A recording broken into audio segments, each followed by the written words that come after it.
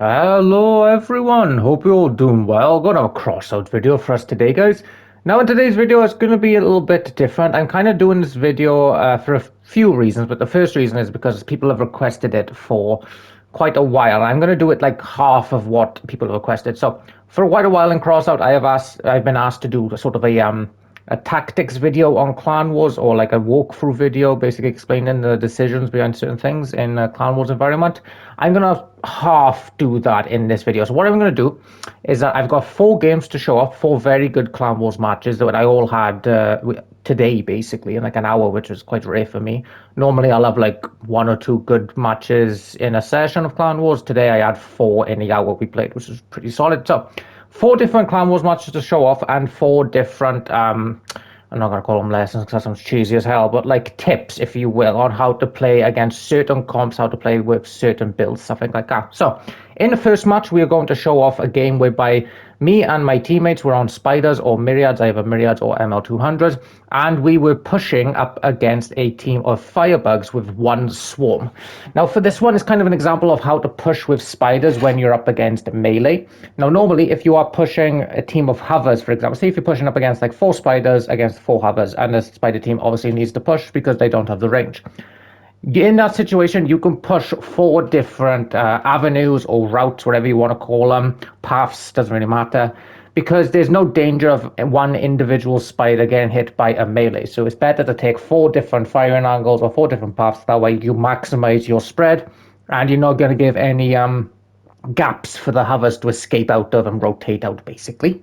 But that changes when the enemy team has a mix of hovers and melee. So for the swarm comp that I was talking about, the enemy team, they had 1 swarm build and they had 3 firebugs, and we had a bunch of spiders. Now, because the swarms are incredibly good against spiders, we have to push that enemy team, or we're going to lose. The swarm is just going to farm us. But we also need to play it careful because they've got 3 firebugs on a griffin, so at any point they're going to hit us in the back with a lot of damage.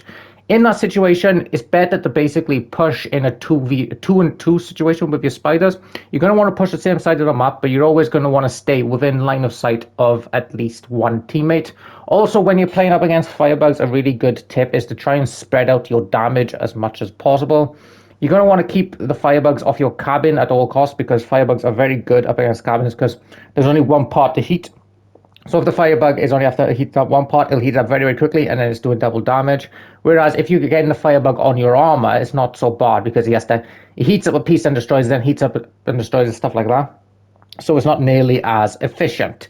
And when you're pushing the swarm, like I said, you just got to keep your teammates in line of sight of it. We always got to push the hover and not get distracted on the enemy firebugs.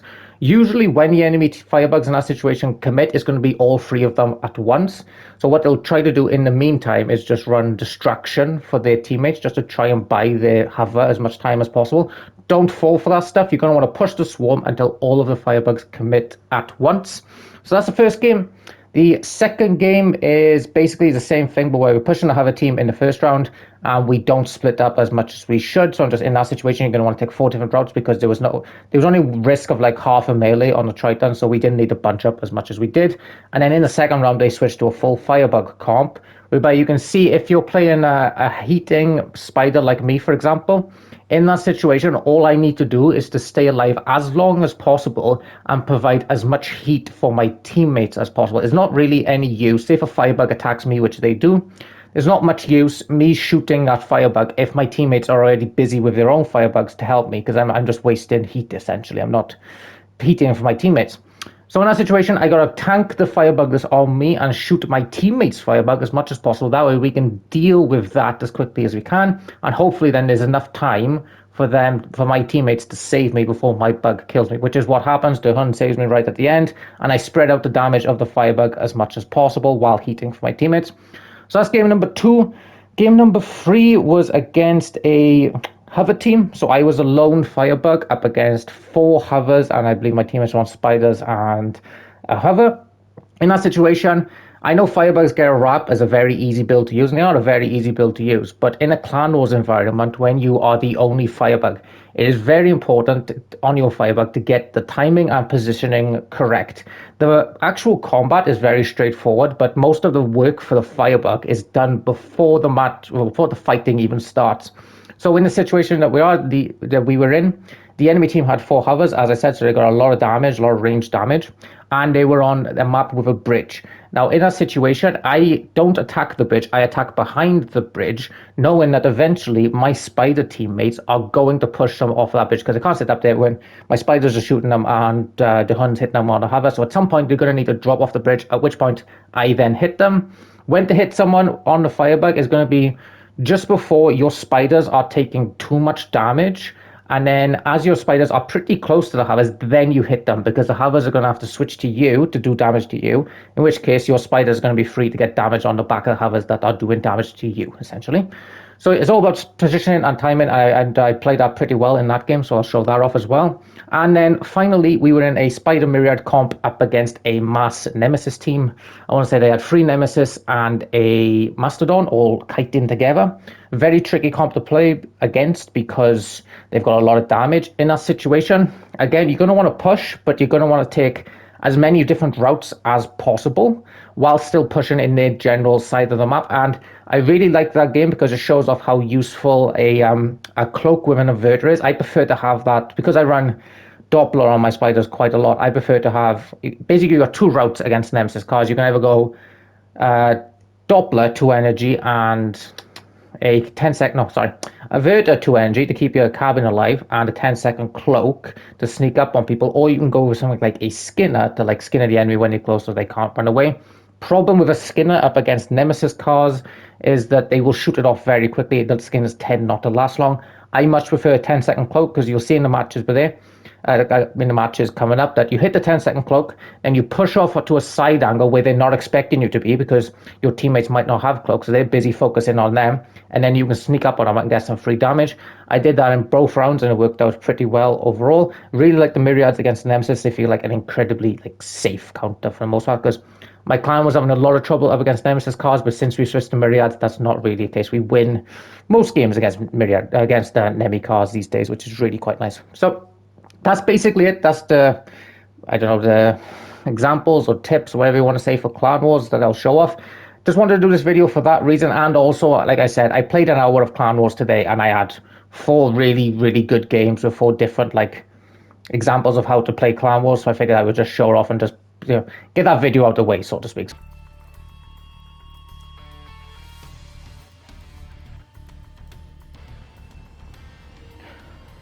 Just keep pushing towards the swarm. Don't get distracted on the bugs.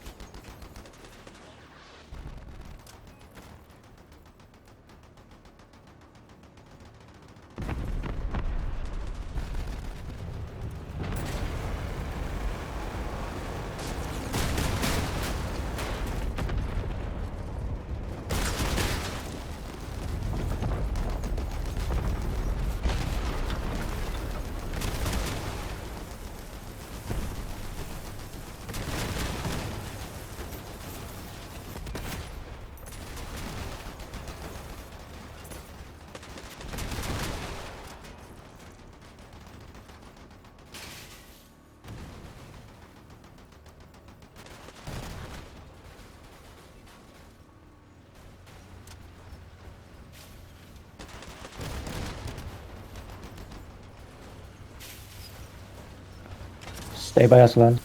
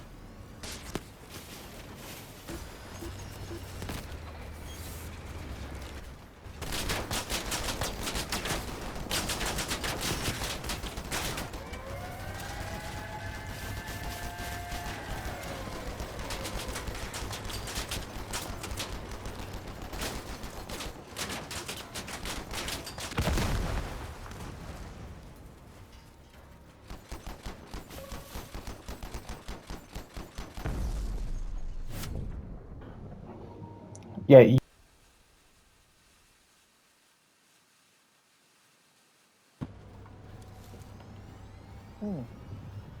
a lot of us. I mean, we won first round. We just sit in the back. Yeah.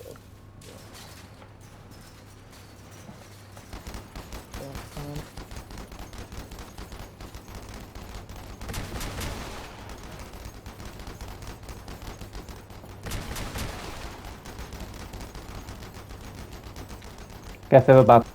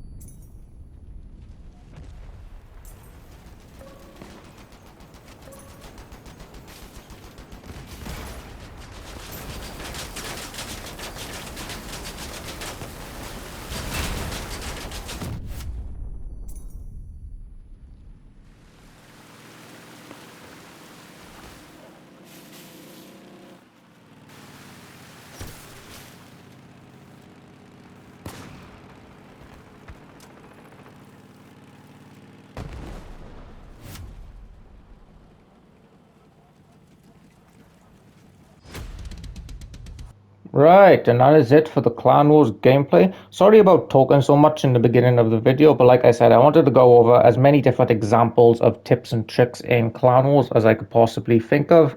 Plus, I had some really good footage over that hour, and there's no point it all going to waste at the end of the day. So, thank you all for watching, guys. I hope you all enjoyed the video, and I will catch you for tomorrow's.